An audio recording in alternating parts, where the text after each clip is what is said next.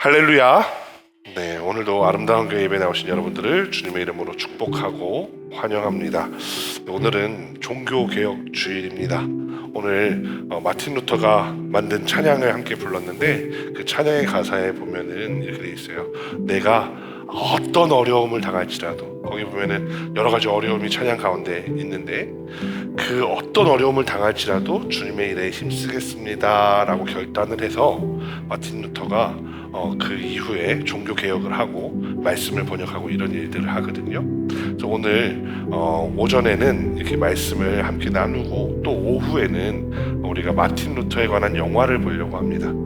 사실은 제가 마틴 루터에 관한 설교, 종교개혁자들에 관한 설교를 준비하다가 이거를 종교개혁자들에 대해서 디테일하게 이게 정말 흔히 요즘 말하는 진짜 이 사람들 진짜 쩔었어요 막 이렇게 이야기하고 싶은 내용 다 얘기하려고 그러니까 설교문이 한 8장 9장 나오더라고요. 그러면은 설교만 한 50분 해야 되는데 내 설교를 50분 과연 잘 들어주실까? 딴짓하지 않을까? 이런 생각이 들어서 어떻게 하는 게 좋을까 고민하다가 루터에 관한 영화가 있더라고요. 그래서 그 영화를 제가 먼저 한번 봤는데 내가 설교하는 것보다 이 루터의 영화를 함께 나누는 게 낫겠다 이런 생각이 들어서 오늘 오후에는 영화를 함께 나누도록 하겠습니다.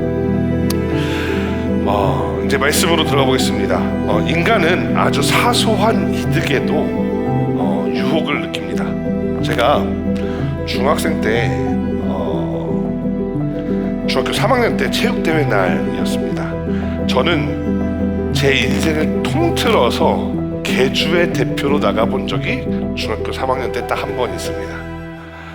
이게 하다 보면은 각 반별로 한 명씩을 뽑아야 되는데 마침 우리 반에 운동을 잘하던 친구가 다른 거 대표로 너무 많이 나간다고 선생님이 야 얘만 5번 나갈 수 없잖아, 다른 애들도 시켜 이랬는데 뭐 하고 싶은 사람 손 들어봐, 뭐 하고 싶은 사람 손 들어봐 이랬는데 마지막에 선생님이 아무것도 안 하는 사람 손 들어봐 이랬어요.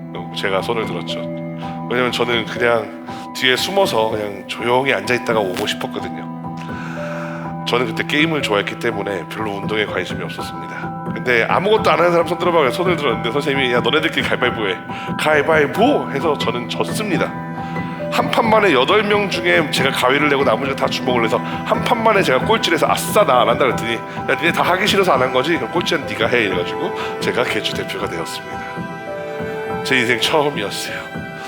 그리고 개주 대표가 돼서 그래도 뭐 제 인생에서 가장 제가 건강했던 때가 언제냐 그러면은 중학교 3학년 때, 고등학교 1학년 때라고 저는 생각을 하는데 운동을 너무 좋아했었기 때문에 물론 중학교 3학년 때 초반에는 게임을 훨씬 좋아해서 운동을 안 했지만 중학교 3학년 말부터 제가 농구를 엄청 좋아했어요. 그래서 막 이게 열심히 뛰고 이렇게 하면 되겠지라고 생각을 하고 체육대회 날 열심히 달렸습니다.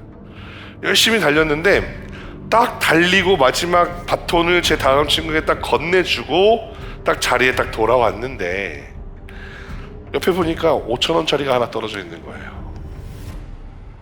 저는 그 5,000원짜리를 딱 주워가지고 그 5,000원짜리 보자마자 야 5,000원짜리 흘린 사람? 이라고 이야기를 했습니다.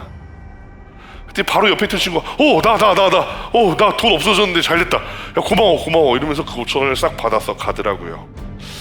개주를 끝으로 모든 운동회가 끝나고 집으로 돌아갈 시간이 되었고 저는 당황했습니다. 아침에 엄마가 버스 회수권 사라고 줬던 5,000원이 없어졌던 거죠. 저는 제가 돈을 흘려놓고 그 돈을 들고서 야 돈 잃어버린 사람이라고 말한 바보 멍청이가 된 거죠. 돈이 없어졌으니까 어떻게 할까 해서 담임선생님한테 가서 선생님 저 돈을 잃어버려가지고 집에 돌아갈 수가 없는데 5,000원만 빌려주세요. 선생님이 되게 황당하다는 눈빛으로 야 선생한테 돈을 빌리는 학생은 네가 처음이야, 약간 이런 눈빛으로 저를 바라보면서 5,000원을 빌려주셨고 회수권을 사서 집에 돌아갔습니다. 물론 제가 심적으로는 아까 저한테 5,000원을 받아갔던 그 친구가 거짓말을 하고 제 돈을 가져갔다라는 심증은 있었죠. 하지만 물증이 없었습니다. 입증이 불가능할 뿐이었습니다. 이후로 학교에 오다 가다 그 친구를 마주쳤지만 물증도 없이 그 친구한테 야 너 그때 사실 거짓말했지라고 말하면 오히려 도둑으로 본다고 저한테 막 화를 내고 이럴까봐 말을 꺼내지 못했습니다. 그리고 저는 아직까지도 그 친구에 대해서 참 이상하다라고 생각하는 지점이 하나 있는데, 어떻게 1초도 고민하지 않고 야 돈을 잃은 사람 하니까 나 어떻게 이렇게 이야기할 수 있었을까? 그 친구 진짜 대단하다. 얼굴색도 변함도 없고 자신에게 이득이 돌아온다라는 이유로 어떻게 그럴 수 있을까라는 생각을 하게 됩니다. 사실 조금 헷갈리는 건 있어요. 왜냐면 이 친구가 쌍둥이였는데 둘 중에 누군지 구별이 안 가요. 그래서 어떤 친구인지 모르겠는데 어쨌든 그 친구들을 생각하면 지금도 중학교 졸업 앨범 몇 년에 한번 꺼내다가 그 얼굴을 보게 되면 맞아, 그때 이 친구가 이랬지 하는 생각을 하게 됩니다.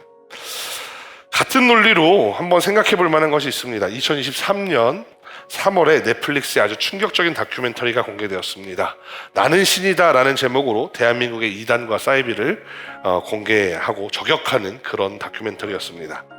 이 다큐멘터리에 대한 반응이 여러 가지가 있었는데, 그 중에 정말 이런 반응이 나온다고? 이건 좀 이상한데 하는 반응이 하나 있었습니다. 그게 뭐냐면, 저 다큐멘터리를 보면서 이단과 사이비를 욕하고 그들을 비판할 줄 알았는데 다큐멘터리를 만든 제작진을 비판하는 겁니다. 저 이단 사이비를 공격하는 거 좋지, 그런데 굳이 저렇게 자극적으로 만들 이유가 있었을까? 라고 말하는 사람들이 있었습니다. 그리고 그것과 더불어서 또 소수 의견이 하나 더 있었는데, 이런 의견이었습니다. 뭐냐면, 어떤 형태이든지 믿음에 대한 부정적인 인식을 만드는 저런 다큐멘터리 때문에 종교가 어려움을 당한다라고 비판을 하는 사람도 있었습니다. 저는 동의하지 못합니다. 한편으로 이런 의심을 합니다.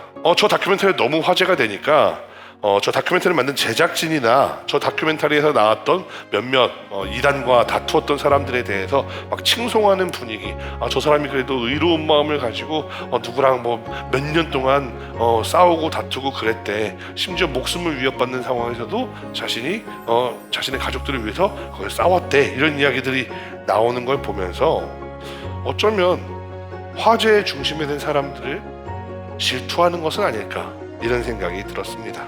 만약 제 의심이 맞다면 저 다큐멘터리를 비판하는 사람들은 이단 사이비 교주가 가졌던 그 욕심과 동일한 욕심을 가지고 있는 거죠. 자기가 주인공이 되고 싶은 욕심. 나도 이단에 대해서 비판해 왔는데 왜 나에 대해서 얘기 안 해주고 저렇게 자극적인 컨텐츠 만든 사람들만 좋아해줘? 왜 저 사람들에 대해서 저렇게 이야기하는 그런 믿음에 대해서 부정적인 이야기하는 사람들에 대해서만 왜 칭찬해주고, 나도 지난 10년 동안 이단에 대해서 싸웠는데 왜 나는 얘기 안 해줘? 이런 태도로밖에 보이지 않는 거죠. 어쩌면 이단 사이비들도 처음부터 이단이나 사이비는 아니었을지도 모릅니다. 어쩌면 평범했던 목사였을지도 모릅니다. 근데 기도를 합니다. 나라와 민족, 그리고 자연재해, 태풍 같은 거, 지진 같은 것들을 놓고 기도합니다. 그리고 머지않아 사람들이 느끼기에 긍정적인 방향으로 문제가 해결되는 겁니다. 그리고 그 뉴스를 접한 교인들이 이렇게 이야기하는 겁니다. 야, 우리 목사님이 기도했더니 사회 문제가 해결됐어. 우리 목사님이 기도했더니 태풍이 방향을 틀어서 일본 쪽으로 갔어. 제가 제일 어이없는 게 바로 이거예요. 제가 옛날에 서울역에서 택시를 딱 탔는데 택시 운전기사가 만민중앙교회 이재록 목사 교회를 다니는 사람이었어요. 대표적인 이단이죠. 그런데 그 택시 운전사가 뭐라고 그러냐면은, 우리 이재록 목사님이 얼마나 대단하신지 우리나라로 태풍이 얼마 전에 올라오고 있었잖아. 그랬는데 갑자기 우리 목사님이 기도하니까 그 다음날 일본 쪽으로 가서 우리나라에 피해가 하나도 없었어, 이러는 거예요. 근데 이재록이 하나님이라면서요. 그럼 일본 사람은 죽어도 되나요? 이상한 논리잖아요. 하나님은 모든 사람들을 사랑하신다면서요. 그런데 일본 사람은 죽어도 되나요? 이상한 논리죠. 그런데 이단 사이비 같은 그런 사람들은 그런 상황 속에서 선택합니다. 자기에게 사람들을 복종시키는 선택, 나를 하나님으로 바라보게 만드는 그런 선택, 영원히 이 사람들에게 내가 주인공으로 대접받을 수 있는 그런 잘못된 선택을 한다라는 말입니다. 오늘 성경 말씀에서 똑같은 유혹의 상황들이 소개되고 있습니다. 지난주 말씀에 이어서 바울은 루스드라라는 곳에서 복음을 전하게 됩니다. 그런데 그 마을에 나면서부터 아예 걷지 못했던 사람이 한 사람이 있었습니다. 나면서부터 걷지 못했다라는 말은 당시에 이 사건의 진실 여부에 대한 증언이나 다름이 없습니다. 오늘날처럼 아파트 옆집 사는 사람이 누군지도 모르는 그런 시대가 아니죠. 이때 당시에는 한 마을에 누가 산다 그러면은 누구네 집에 뭐가 있고 누가 아프고 누가 어떤 어려움을 가지고 태어났는지에 대해서 다 알고 있었죠. 뭐 우리나라 말 표현에 그런 표현 있죠. 저 집에 밥 숟가락이 몇 개인지까지 다 알아, 이런 표현이 있는 건데 아마 그런 시대였을 겁니다. 나면서부터 걷지 못했다라는 말은 그 동네 사람들이 다 증인이 될 수 있다라는 이야기예요. 이 성경이 기록된 당시에 야 루스드라에 가봐, 루스드라에 가면 내 안진뱅이였다가 일어나게 된 그 사람에 대한 증인들이 엄청나게 많아, 이런 이야기가 된다는 거죠. 그래서 사도행전 저자는 이것을 매우 강조하고 싶었던 것 같습니다. 이 사람에 대해서 표현하는 8절 말씀을 한번 다 같이 보시죠. 전반부에는 8절 말씀 전반부에 이렇게 돼 있어요. 발을 쓰지 못하는 사람, 중반부에는 나면서 걷지 못했던 사람, 후반부에는 걸어본 적 없는 사람이라고 표현합니다. 사실 세 가지 표현이 다 같은 표현이죠. 발을 쓰지 못해서 나면서부터 걷지 못했고 걸어본 적도 없는 그 사람이라고 매우 강조해서 이 사도행전의 저자는 이것을 표현하고 있습니다. 바울이 루스드라에서 복음을 전하고 있었습니다. 지난 몇 주 동안 바울이 복음 전하는 이야기에 대해서 말씀드렸는데요. 보통 바울은 유대인의 회당에 들어가서 복음을 전했습니다. 근데 이 루스드라에서는 그런 표현이 없습니다. 더구나 이 이후에 보면 루스드라에서는 바울에게 시비 거는 사람들도 없습니다. 오히려 안디옥과 이고니온에서 바울을 추적해 온 이방 유대인들이 있었을 뿐입니다. 이러한 정황을 보건대 루스드라에는 유대인들이 거의 살지 않았던 지역이 아닐까 하는 추측을 하게 됩니다. 이전에 가서 복음을 전한 안디옥이나 이고니온에서 유대인들이 계속 시비를 걸고 유대인들이 계속 어렵게 하니까 바울이 이 유대인들이 없는 동네로 아예 찾아간 것이 아닐까 생각이 됩니다. 실제로 역사상으로 보면 루스드라는 퇴역 군인들이 많이 사는 도시였고 실제로 유대인들이 살기보다는 그 지역의 토착 사람들이나 이런 사람들이 훨씬 많이 살았다라는 기록이 있기도 합니다. 루스드라라는 이 도시에서 바울과 바나바는 이방인들을 대상으로 전도하고 있었습니다. 아마도 그 장소는 광장이었을 겁니다. 그 광장에서 안진뱅이, 날 때부터 걷지 못했던 바로 이 사람, 어쩌면 구걸하기 위해 이곳에 놓여졌을지 모르는 바로 이 사람이 바울의 이야기를 듣고 있습니다. 원어 성경에 보면 잠깐 그 말씀을 들었다가 아닙니다. 우리나라 말에는 없고 영어나 이 알파벳 문화권에만 있는 그 표현인데요. 미완료라는 그 시제로 표현이 되어 있는데 영어에서는 그거예요. 과거 완료 해서 옛날부터 지금까지 쭉 이어지는. 그래서 이 사람이 바울의 말씀을 들은 게 그냥 잠깐 들었다가 아니라 바울의 말씀을 바울이 전도하는 내내 계속해서 경청해서 들었다라는 표현이 됩니다. 그런데 바울이 이렇게 보니까 지나다니는 사람들 중에 이 사람은 지나다니지 못하고 여기 놓여있으니까 꼼짝없이 바울의 말씀을 들어야 되잖아요. 그렇잖아요. 여러분들도 예를 들어서 지금 이 자리에 의자에 여러분들이 묶여있다고 생각해보세요. 그럼 지성서 목사가 여기서 예배를 설교를 다 끝나면 제가 이제 여러분들 묶인 끈을 풀어드리겠습니다 이야기를 하는데 제가 여기서 10시간을 떠들든 20시간을 떠들든 묶여있으면 그냥 앉아있어야죠. 방법이 없잖아요. 이 사람도 똑같은 처지였을지도 모릅니다.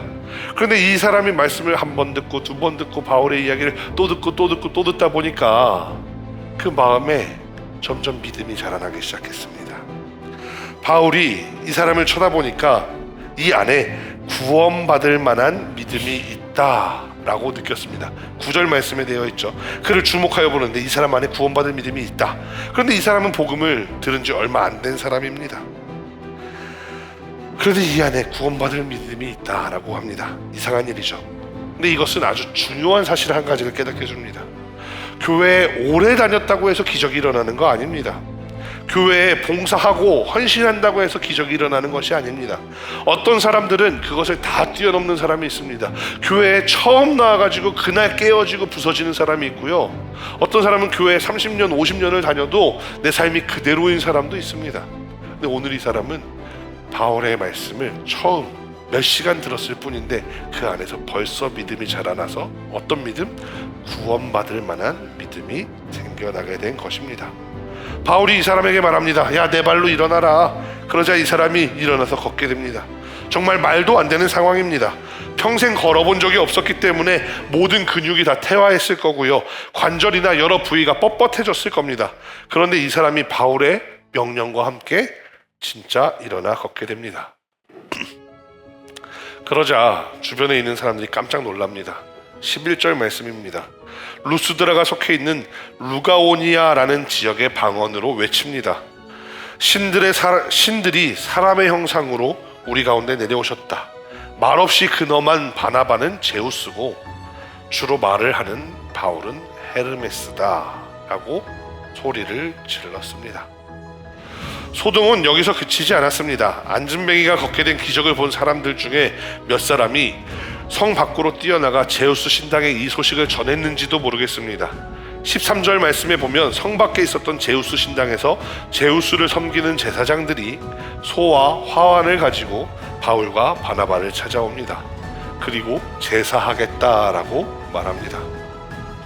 만약 여러분이 이것과 비슷한 상황을 겪게 된다라면 어떻게 하시겠습니까? 오늘 이야기와 조금은 다르지만 한편으로 같은 맥락상에 있다라고 할 만한 이야기가 있습니다. 바로 종교개혁주의에 관한 이야기입니다. 지난주에도 설명했지만 마틴 루터보다 약 100년 전도 이른 시점에 얀 후스와 위클리프 같은 종교개혁자도 있었습니다. 루터, 칼뱅, 쯔빙글리 같은 종교개혁자도 있었습니다. 하지만 정확한 사전적 의미로 따져보면 기독교는 개신교와 카톨릭을 모두 포함하는 표현입니다. 그런데 우리가 카톨릭의 수장을 뭐라고 표현하냐면 교황이라고 표현합니다. 한자어로 따지면 가르침 또는 종교를 뜻하는 교자에 임금, 황제를 뜻하는 황자를 합쳐서 교황이라고 표현하는 겁니다. 한자어로 이렇게 표현을 한 거는 우리가 번역한 거니까 그럴 수 있지 라고 생각할 수도 있는데, 또 하나 주교라는 표현도 있습니다. 주교라는 표현은 지금도 한국에 있는 카톨릭에서는 사용하는 표현입니다. 그런데 이 주교라는 표현도 임금이라는 단어의 주자와 종교라는 가르침의 교자가 합쳐진 단어입니다. 영어 표현 비숍은 조금 다를 것 같아서 찾아봤더니 영한사전을 찾아보니까 똑같이 주교 또는 대주교, 교황 이렇게 나오더라고요.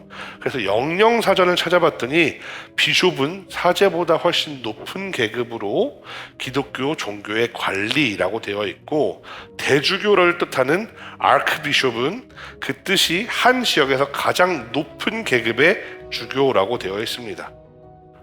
그런데 참 이상하죠. 교회에 계급이 있을 수 있습니까? 교회에는 직무라는 것이 있습니다. 그 직무에 따라서 어떤 사람은 집사로, 어떤 사람은 권사로, 어떤 사람은 장로로, 어떤 사람은 목사로 쓰임을 받는 거죠. 그런데 이게 계급을 말하는 것은 아닙니다.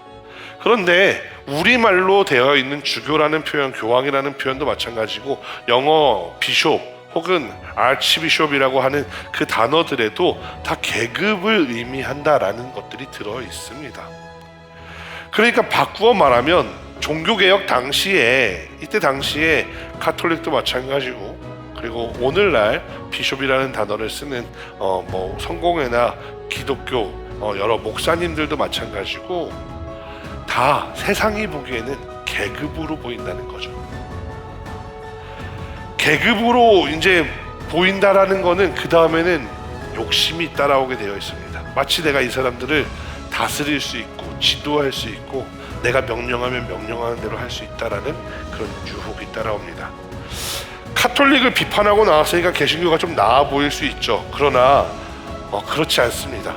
교황무호를 비판하면서 시작했으니 나아야 하는 게 사실인데요. 어느 교회에 가보면 목사님에 대해서 하나님의 대리자한테 어디 감히 대들어 막 이런 표현을 하시는 목사님도 있고, 교인들한테 목사가 명령하면 따라야 된다라고 말하시는 그런 분들도 있습니다. 목사한테 잘 보이면 축복을 받고 목사한테 반대하면 벌을 받을 수 있다라고 생각하기도 합니다. 종교개혁, 마틴 루터로부터 벌써 500년이 지났는데 오히려 1500년대의 교황보다 더 교황 같은 목사들이 현실에 있습니다. 사실 사람의 욕심으로는 그럴 수 있습니다. 목사님들도 욕심을 내고 싶을 수도 있고요. 교회가 부흥하고 사람들이 모이다 보면 내가 말씀을 잘 전해서 그런 거라고 자랑하고 싶을 수도 있습니다. 내 능력이 있어서 나는 교회 부흥을 했다라고 말하고 싶을 수도 있습니다. 다른 사람과 다른 특별함이 나에게 있어서 목회가 잘 되었다라고 말하고 싶은지도 모릅니다. 이는 근데 정말 재밌는 건 반대로 목회가 어려운 분들도 똑같아요. 목회가 어려운 분들도 이렇게 이야기합니다. 나는 목회가 어려워. 왜냐? 나는 대중에게 인기를 끌려고 하지 않고 난 진짜 하나님의 말씀을 대언하는 사람이거든. 그러니까 내 말 똑바로 들어. 나는 내 목회가 어려워. 교회 키우는 게 내 목적 아니야. 근데 나는 그래서 다른 목사들하고 달라. 나는 진짜 하나님의 뜻을 전하는 사람이야 라고 이야기하면서 자기 말만 들으라고 이야기하죠.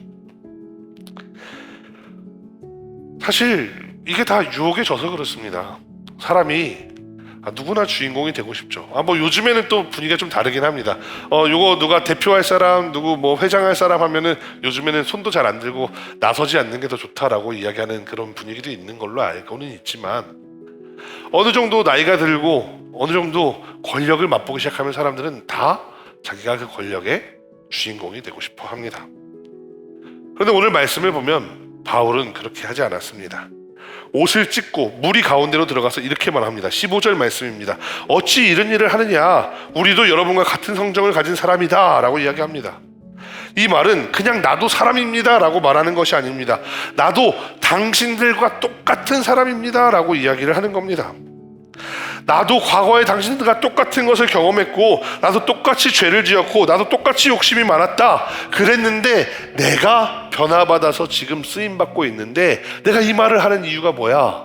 하나님께서 너네들이 이런 허탄한 일을 하지 못하도록 이걸 전해주라고 했어. 그래서 하는 거야.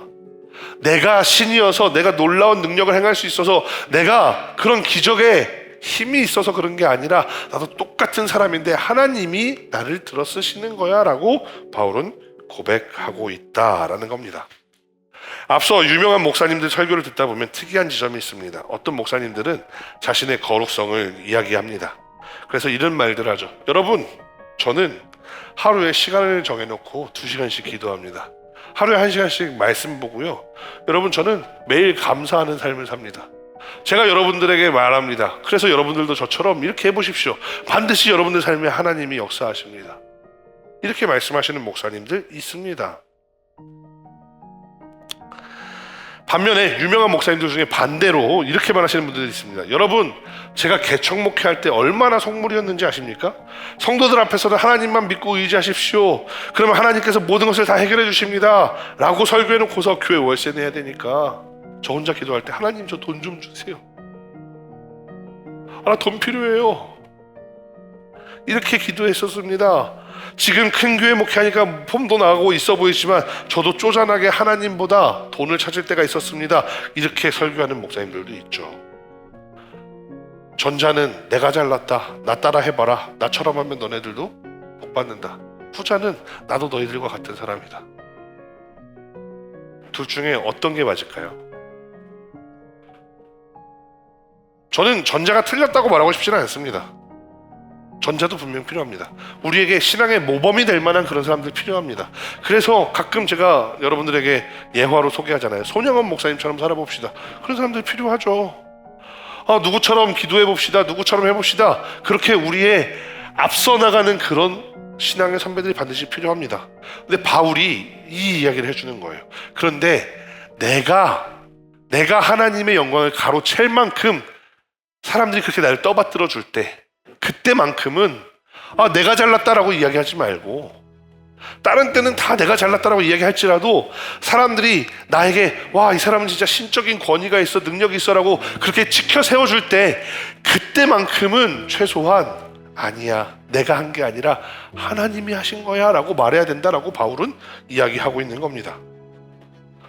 저는 지금 종교개혁자들의 이야기와 목사님들의 이야기를 하고 있는 게 아닙니다. 이것은 또 우리 모두의 이야기입니다. 한번 생각해 볼까요? 하나님께서 우리의 삶을 이끌어 가시는 분입니다. 제가 설교하다 보면 자주 하는 표현이 있는데 여러분들에게 이런 표현을 합니다. 뭐냐면, 하나님은 온 우주 만물의 주인이시고 우리 삶을 주관하시는 그런 분입니다 라는 표현을 합니다. 그런데 하나님이 내 삶을 주관해 주시는데 내가 말할 때 뭐라고 말하냐면, 나는 이렇게 해서 성공했어, 나는 이렇게 해서 이렇게 좋은 것들을 얻어냈어, 나처럼 해봐, 나는 이렇게 열심히 살았어 라고 말을 하고 있다라는 거죠. 물론 그게 어느 정도 필요할 때 있습니다. 아까도 말씀드렸지만 그게 무조건 잘못했다라고 말씀드리는 게 아닙니다. 분명히 어떤 사람이 먼저 선구자적인 역할을 하면서 살아가는 사람들이 있습니다. 그리고 우리는 그 사람들을 보면서 본받아 배우죠. 아, 저렇게 해야 되는구나. 아, 저렇게 살아야 되는구나. 저희 아내가 형제들을 보면서 많이 배웁니다. 아, 우리 언니처럼 많이 버리면서 살아야 되는데 뭐 이런 이야기도 하고요. 아, 누구처럼 나도 이렇게 빠릿빠릿하게 살아야 되는데 이런 이야기를 하기도 합니다. 선구자적인 역할이 필요하죠. 그런데 반대로 예를 들어서 그런 모습을 보면서 야, 정말 너는 하나님이 보내주신 사람 같아 이렇게 이야기한다면 최소한 그때는 아니야, 하나님이 나한테는 이런 성품을 주셨고 당신한테는 이런 성품을 주셨어. 당신한테도 하나님이 그런 모습들을 주실 거야 라고 이야기해야 된다라는 거죠. 사실 오늘 본문에서 바울과 바나바가 이렇게 생각했다면 어떨까요? 하나님, 이건 제가 하나님의 영광을 가로채려는 게 아닙니다. 전도의 효율성 때문에 제가 잠시 헤르메스인 척을 하겠습니다. 그래요, 여러분, 제가 헤르메스입니다. 하하하하. 여기 계신 분은 제우스고요. 자, 이제부터 저희가 얘기하는 걸 잘 들어보세요. 여러분, 저 유대교회 유대마을에 십자가에 달려 죽은 예수 그리스도라는 사람이 있습니다. 그런데 그 사람이 우리 신의 반열에 올라서 신의 왕이 되었지 뭐예요? 아, 이제 우리 제우스 형님과 저 헤르메스도 저 예수를 따르기로 했습니다. 여러분도 예수를 따르십시오. 아마 훨씬 효율이 좋았을지도 모릅니다. 사실 이것은 어쩌면 최대의 유혹의 순간이었을지도 모릅니다. 마귀가 예수님을 유혹한 것 중에 하나도 바로 이것이었습니다. 마귀가 예수님이 40일간 금식 기도한 다음에 나타나서 이야기하죠. 떡을 돌로 바꿔봐. 야, 이 성벽 위에서 뛰어내려봐. 이거 바꿔 말하면 야, 능력을 보여줘봐. 그럼 사람들이 너를 칭송하고 따르게 될 거야.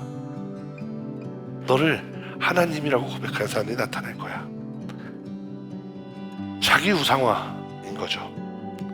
아까도 말씀드렸지만 여러분들에게도 동일하게 적용됩니다.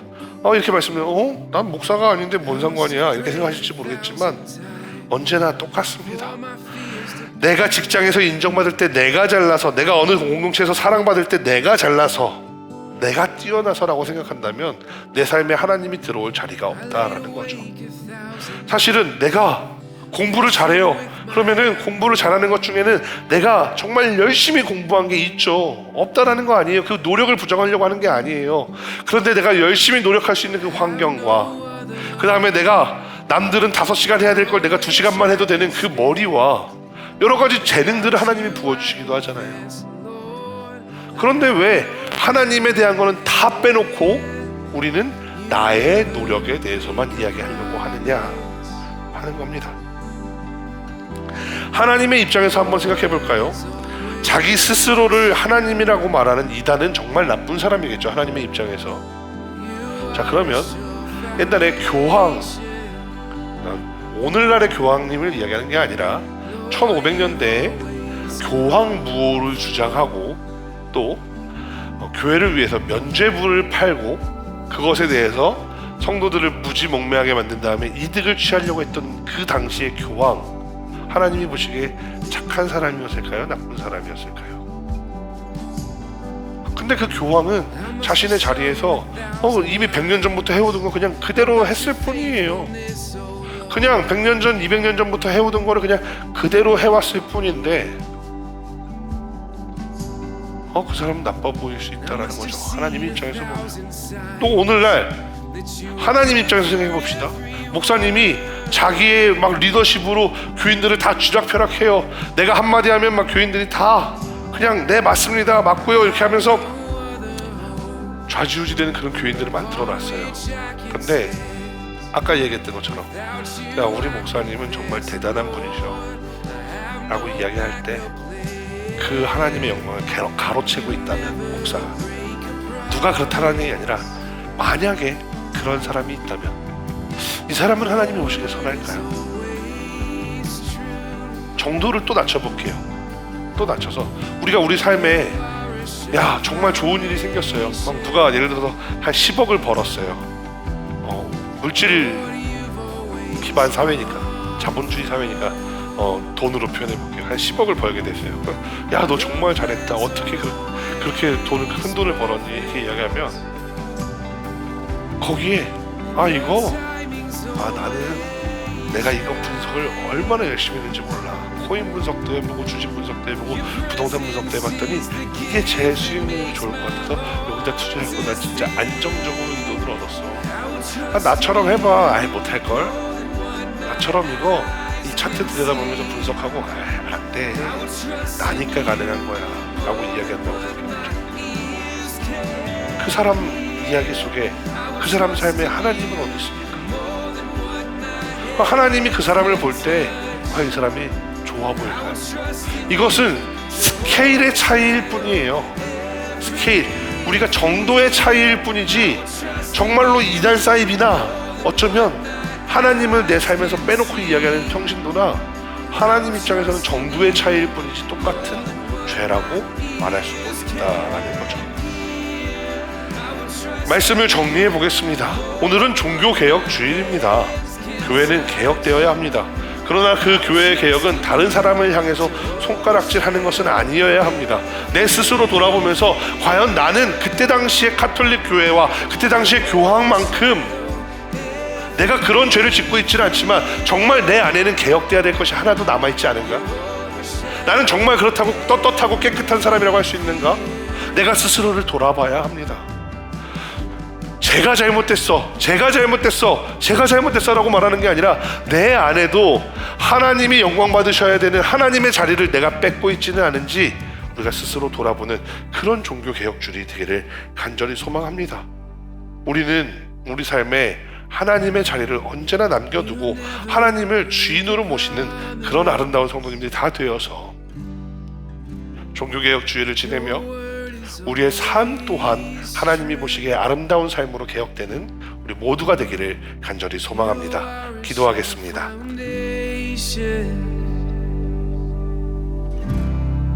Lord, you've always come.